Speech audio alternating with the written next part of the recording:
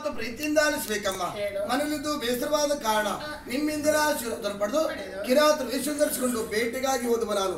3 ದಿಕ್ಕಿನ ಬೇಟೆಯಿಂದ ಆಡಿ ಉಳಿದಿದ್ದು ಕೇವಲ 1 ದಿಕ್ಕಿನ ಬೇಟೆ ಆಡೋಣ ಅಂತ ಮುಂದೆ ಹೋದ ಅಕ್ಷಣ ಈ ಶ್ರೀನಿವಾಸನ ಜೀವನದಲ್ಲಿ ಮರೆಯಲಾಗದ ಘಟನೆ ಮನದಲ್ಲಿ ನಡೆಯಿತು. ಅಲ್ಲಿ ತರುಣಿವರು ನೋಡಿದ್ದೇನೆ. ಅವಳ ಹೆಸರು ಏನು ಗೊತ್ತ ತಾಯಿ?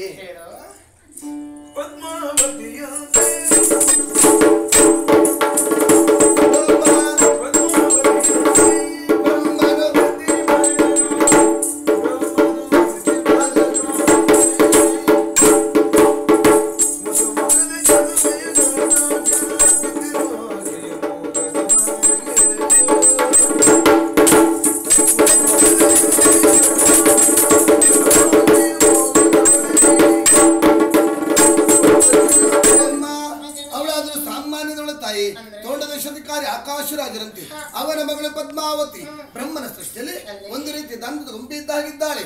ಆ ಮುದ್ದು ಮುಖದ ಪದ್ಮಾವತಿ ಗಂಡಾಕ್ಷರ ನಾನು ಜೀವನದಲ್ಲಿ ಮದುವೆ ಆಗುತ್ತಿದ್ರೆ ಅವಳನ್ನೇ ಅಂತ ತೀರ್ಮಾನಿಸಿ ಹೋಗಿ ಅವಳಲ್ಲಿ ಕೇಳಿದೆ, ಪದ್ಮಾವತಿ ನಾನು ಮದುವೆ ಆಗುವು ಎನ್ನು ಹಾಗೆ ಆಗುವುದಾ? ನೀನೊಬ್ಬ ಕಿರಾತ, ನೀನೊಬ್ಬ ಪಾಪಿ, ನೀನೊಬ್ಬ ನೀಚ. ಅಮ್ಮನಿಗೆ ಬೈದಿದ್ದಲ್ಲ, ಅವಳು ನನಗೆ ಬೈದಿದ್ದಮ್ಮ. ಸರಿಯಾಗಿ ಹೊಡೆದಿದ್ದಾಳೆ ಅಮ್ಮ.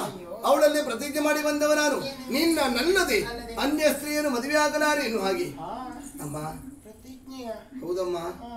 ಅಮ್ಮ ಪದ್ಮಾವತಿನ ಕರ್ತದ್ದು ಮದುವೆ ಮಾಡ್ತೀರ ತಾಯಿ. ಏನು ಮೃಗ ಬೇಟೆಗೆ ಅಂತ ಕಳಿಸಿದ್ರೆ ನನಗೆ ನೈನೇನೆ ಬೇಟೆಯಾಡಿ ಬಂದವನಮ್ಮ ನಾನು. ಕಾಡಿನಲ್ಲಿ ಒಬ್ಬಳ ಹುಡುಗಿ ಕಣ್ಣಿಗೆ ಬಿದ್ದದ್ದ ನಿಮ್ಗೆ ಊಟವೂ ಬೇಡ, ಬೇಡ ಅಮ್ಮ. ನಿದ್ದೆಯೂ ಬೇಡ, ಬೇಡ ಅಮ್ಮ. ಮದುವೆ ಬೇಕಮ್ಮ, ಮದುವೆ ಬೇಕಮ್ಮ. ಆಕಾಶರಾಜನ ನಿಬಂಧನೆಯನ್ನ ಕೇಳಿದೆಯಾ? ಏನಂತೆ? ಬ್ರಹ್ಮದೇವನೇ ಪೌರೋಹಿತ್ಯವನ್ನ ವಹಿಸಬೇಕಂತ. ಆಮೇಲೆ ಮುಕ್ಕೋಟಿ ದೇವತೆಗಳು